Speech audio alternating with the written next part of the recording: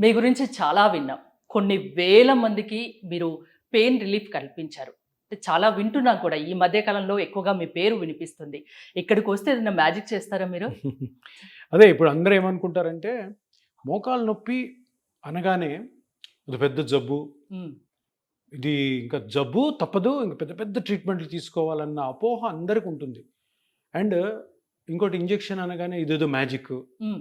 టక్కన అట్లా ధడమని మొత్తం చేంజ్ అయిపోయి ఇంక నేను అస్సలు నడవలేని వాడిని పరిగెత్తడము, అసలు పని చేయలేని హౌస్ వైఫ్ మొత్తం ఇంటి పని అంతా చేస్తాను అనుకోండి, చాలా తప్పది. అపోహ ఏంటంటే మోకాలు నొప్పి రావడము అన్నది జబ్బు కాదు.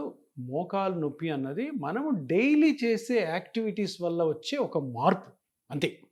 సో ఆ డైలీ యాక్టివిటీస్ వల్ల వచ్చే మార్పు కాబట్టి ట్రీట్మెంట్ కంటే ట్రీట్మెంట్ లేకుండా ముందే జాగ్రత్త కూడా పడవచ్చు. హ్మ్. కానీ ఎందుకు నేను ఈ మాట అంటున్నానంటే, ఇప్పుడు ఏదైతే కండిషన్ వల్ల మనం బాధపడుతుంటామో ఆ బాధపడుతున్నది మన చేతుల్లోనే ఉండి కంట్రోల్ చేసుకోగలిగితే హ్మ్. అది రానికుండా కూడా చూసుకోవచ్చు.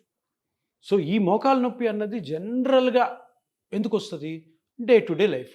డే టు డే లైఫ్లో ఏ వయసులో వాళ్ళకి వస్తుంది?